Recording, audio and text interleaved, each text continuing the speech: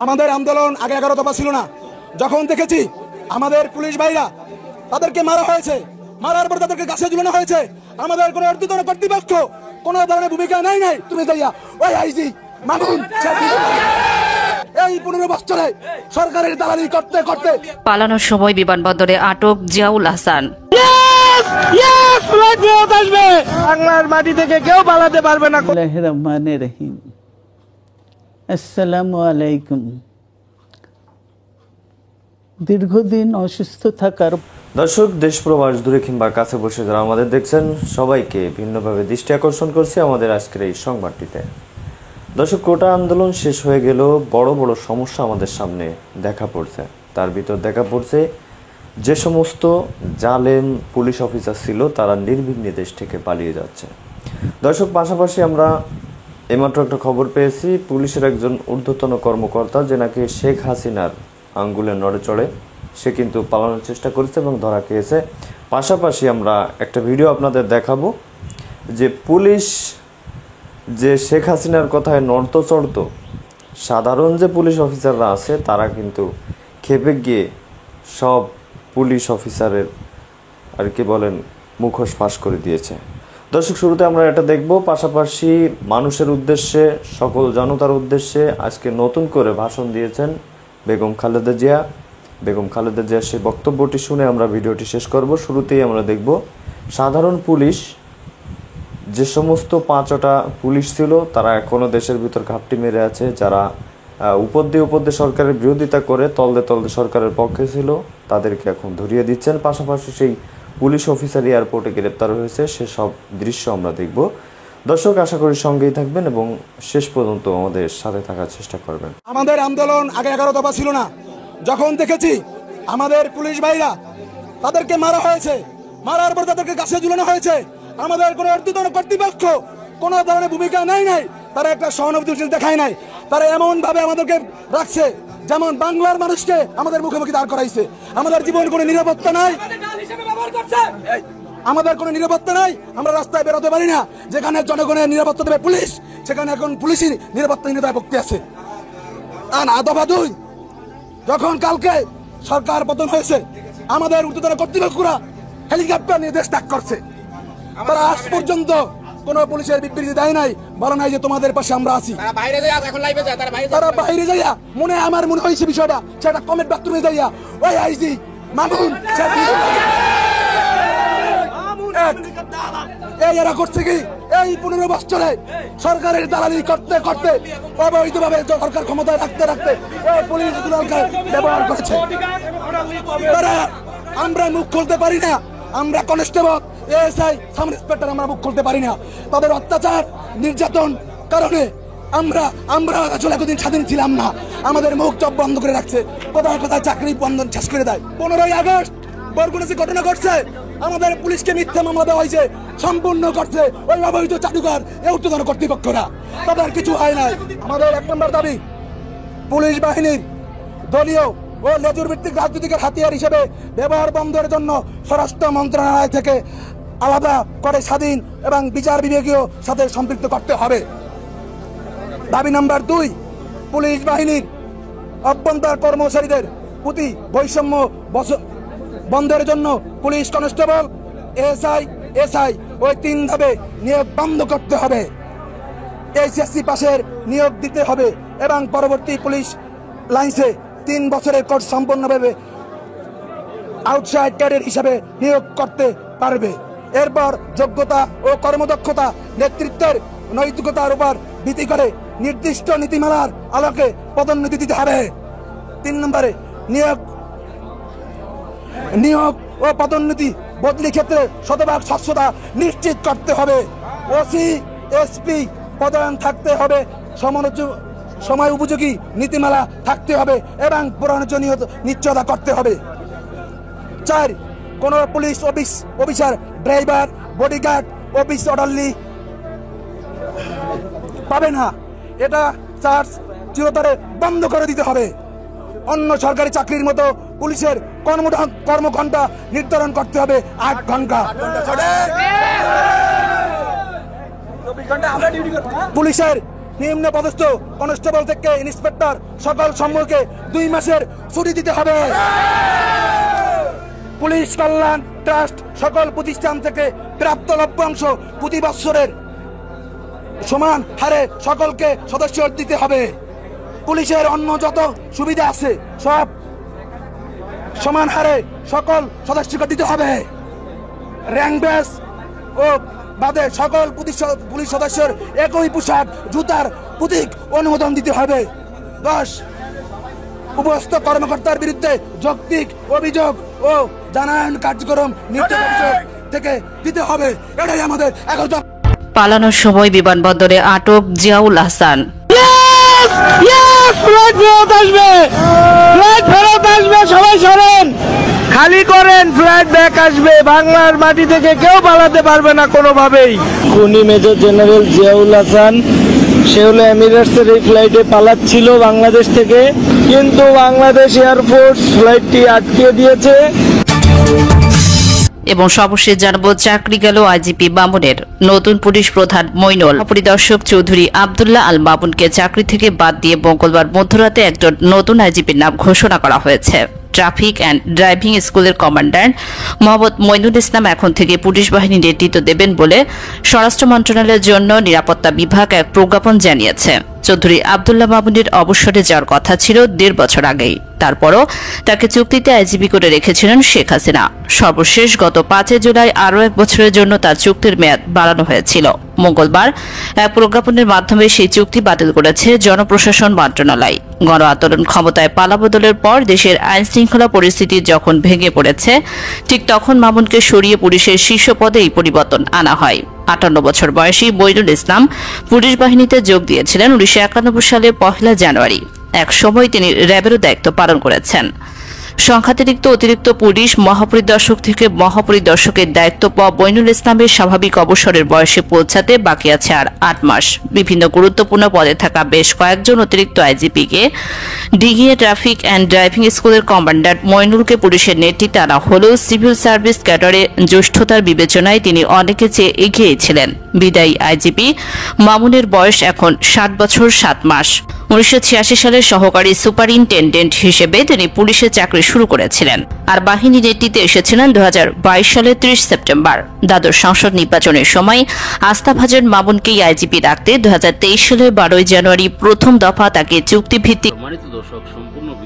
প্রথমে একটা প্রশ্ন, সেটা হচ্ছে বাংলাদেশে তৃতীয় কোনো রাজনৈতিক শক্তি বা তৃতীয় কোনো রাজনৈতিক দল সামনে আসুক, সেটাকে আপনি চান? দর্শক, এই মুহূর্তে যারা একটু বিচক্ষণ আছেন অথবা যারা মানে কি বলা হয় যে ভাইবটাকে ফিল করছেন, তারা ইতিমধ্যেই আমাদের ছাত্রদের মধ্যে যারা সমন্বয়করা আছেন অথবা বৈষম্য বিরোধী আন্দোলনের সাথে কানেক্টেড আছেন, বিশেষ করে ওই পেজগুলোতে যারা আমাদের মূল সমন্বয়ক আছেন, তারা যখন কোনো পোস্ট করছে সেইখানে কমেন্ট সেকশন যদি আপনি ফলো করেন, আমার কাছে মনে হয় যে জাতি এই দ্বিতীয় স্বাধীনতার পর এর আগের যে রাজনীতিবিদরা ছিল বা রাজনৈতিক দলগুলো ছিল, তাদের পরিবর্তে একটা নতুন রাজনৈতিক দল চায়, যেখানে ওই জিনিসগুলো থাকবে না যে কোনো একটা সরকার ক্ষমতায় আসছে আবারও তাদের সিন্ডিকেট জেগে উঠবে, আবার ধরেন লুটপাট, দুর্নীতি, প্রতিশোধ, প্রতিহিংসা এগুলো আবার শুরু হয়ে যাবে।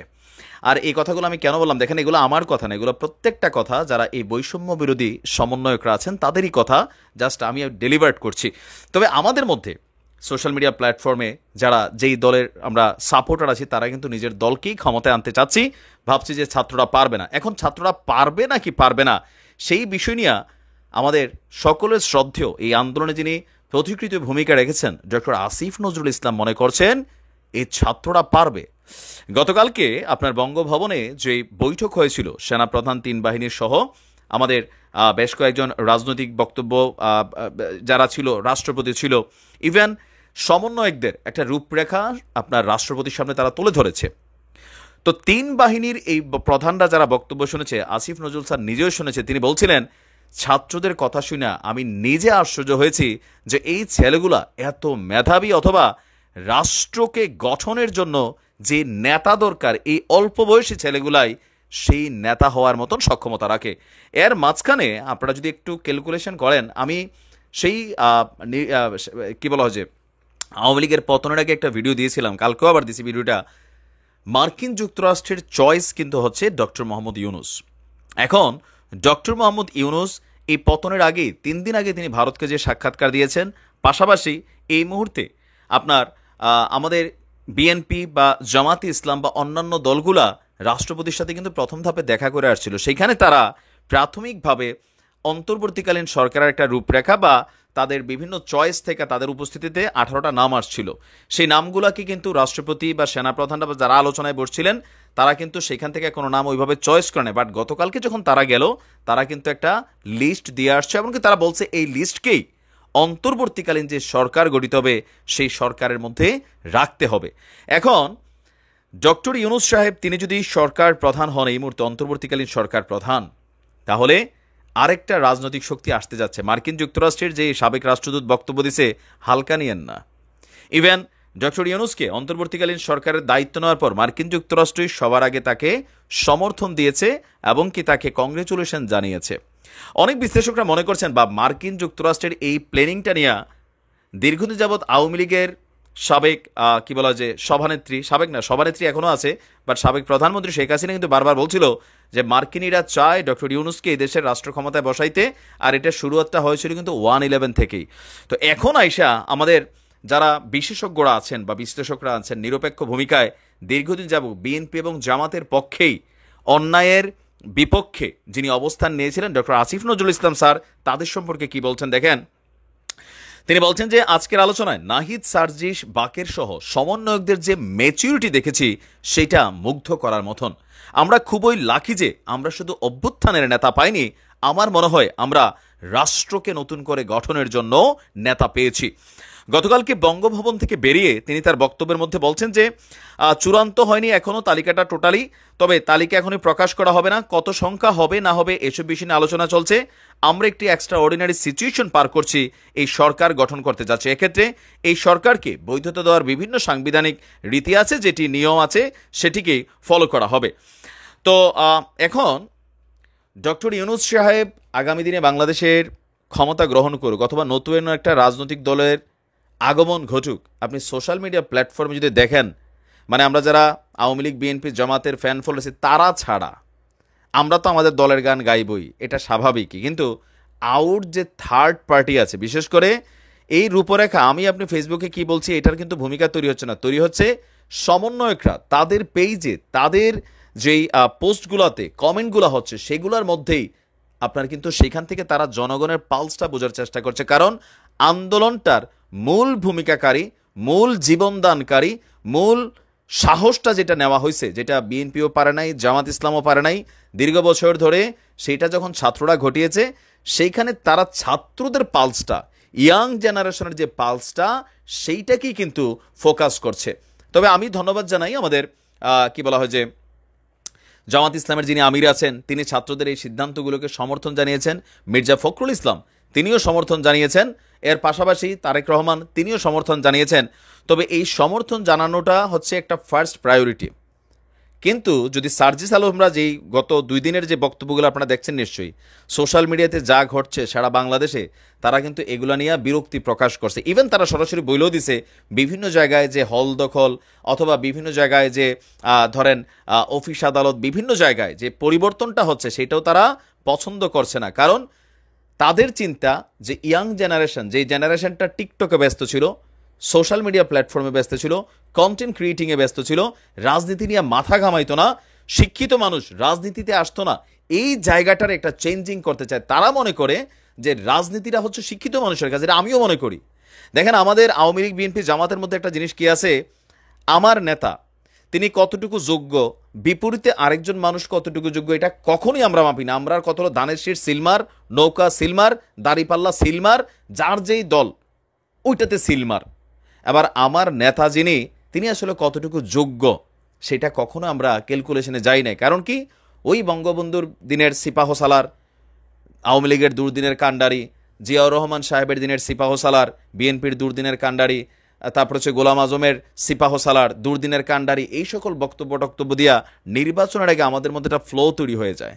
দেখেন নতুন যে শুরুয়াত হয়েছে, এতদিন বাংলাদেশের মানুষের হাতে অপশন ছিল না, চয়েস ছিল না, যার কারণে মানুষ 3-4টা রাজনৈতিক দলের উপরেই কিন্তু ডিপেন্ডেন্ট ছিল। এখন আমরা জানি না যে এই সাধারণ ছাত্ররা আসলে কতদূর তাদের যে সিদ্ধান্তগুলো আসতে যাচ্ছে, আমি ভবিষ্যৎবাণী করিয়ে দিলাম আর কি। কারণ আমরা যতটুকু দেখছি বিভিন্ন জায়গায় যোগাযোগ আছে, ক্যালকুলেশন বুঝতেছি, মার্কিন যুক্তরাষ্ট্রের খেলাটাও বুঝতেছি। তো সকল কিছু মিলিয়ে আপনি দেখবেন যে নতুন একটা রাজনৈতিক দল 100% ঘোষণা হতে যাচ্ছে। আর এটা কিভাবে আসবে? এই যে অন্তর্বর্তীকালীন যে সরকারটা গঠিত হচ্ছে, এটা কিন্তু 1 মাস 15 দিনের লেগে না, এটা ইতিমধ্যে খবর পাইছেন তো, সেটা নিয়ে কিন্তু আমি পরের ভিডিওতে একটা আপডেট দিচ্ছি। তো এই সময়টার মধ্যেই বাংলাদেশের মানুষ যারা যে যে দলে করে, আমি দেখছি অনেকেই আওয়ামী লীগ করছে, কইছে ভাই আওয়ামী লীগের আর জীবনে দরকার নাই, বিএনপি করছে, বিএনপিরও আমরা চাই না, কারণ খেলার দৃশ্য একই।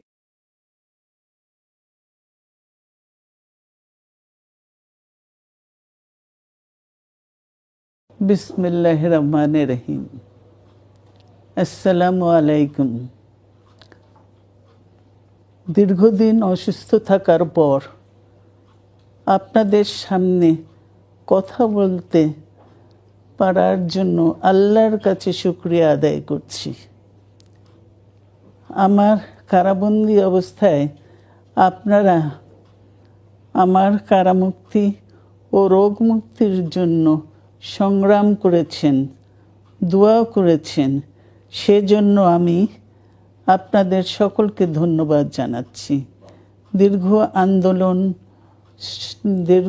আন্দোলন সংগ্রাম ও ত্যাগের মধ্য দিয়ে আমরা ফ্যাসিবাদী অবৈধ সরকারের কাছ থেকে মুক্তি পেয়েছি। আমি আন্তরিক ধন্যবাদ জানাতে চাই আমাদের বীর সন্তানদের, যারা মরণপণ সংগ্রাম করে এই অসম্ভবকে সম্ভব করেছে। শত শত শহীদদের জানাই শ্রদ্ধা। এ বিজয় আমাদের নতুন সম্ভাবনা নিয়ে এসেছে। দীর্ঘদিনের নজিরবিহীন দুর্নীতি, গণতন্ত্রের ধ্বংসের স্তূপের মধ্য থেকে আমাদের নির্মাণ করতে হবে এক সমৃদ্ধ বাংলাদেশ। ছাত্র তরুণরাই আমাদের ভবিষ্যৎ। তরুণরা এই যে স্বপ্ন নিয়ে বুকের রক্ত ঢেলে দিয়েছে, সেই স্বপ্ন বাস্তবায়নে করতে মেধা, যোগ্যতা, জ্ঞান ভিত্তিক গণতান্ত্রিক বাংলাদেশ গড়ে তুলতে হবে। শোষণহীন সমৃদ্ধ বাংলাদেশ। সকল ধর্মের গোত্রের অধিকার নিশ্চিত করতে হবে। শান্তি, প্রগতি আর সাম্যের ভিত্তিতে আধুনিক বাংলাদেশ নির্মাণে আসুন আমরা তরুণদের হাত শক্তিশালী করি। ধ্বংস নয়, প্রতিশোধ নয়, প্রতিহিংসা নয়, ভালোবাসা, শান্তি ও। তো দর্শক দেখলেন খুবই গুরুত্বপূর্ণ প্রতিবেদন। বেগম খালেদা জিয়া তিনি মুক্তি পেয়ে আজকে বিএনপির সমাবেশে তিনি ভিডিও কনফারেন্সের মাধ্যমে তিনি কিন্তু এই 2 মিনিটের একটা বক্তব্য তিনি উপস্থাপনা করেন। যেই বক্তব্যটি সারা বিশ্বে ইতিমধ্যে ভাইরাল। দর্শক, তিনার বক্তব্য কেমন লেগেছে অবশ্যই আমাদের জানাবেন। এবং তার আগেই আপনারা দেখছিলেন দক্ষিণ কোরিয়া থেকে নাইম সাহেবের একটা প্রতিবেদন। তিনি বলছিলেন যে কোটা আন্দোলনকারীরা কোনো দল চায় না, বিএনপি জামাত কোনো দল চায় না। তো বিএনপি এতদিন কোটা আন্দোলনের সাথে কী জন্য যোগ দিয়েছিল? তারা তো এখন বিপদে, তাদের তো কোটা আন্দোলনকারীরা চাচ্ছে না। তো আপনারাই দেখেছেন সব ভিডিও, অবশ্যই আমাদের এই বিষয়ে কমেন্ট করে জানাবেন যে আপনি কি চান। তো দর্শক ভালো থাকুন, সুস্থ থাকুন, আসসালামু আলাইকুম।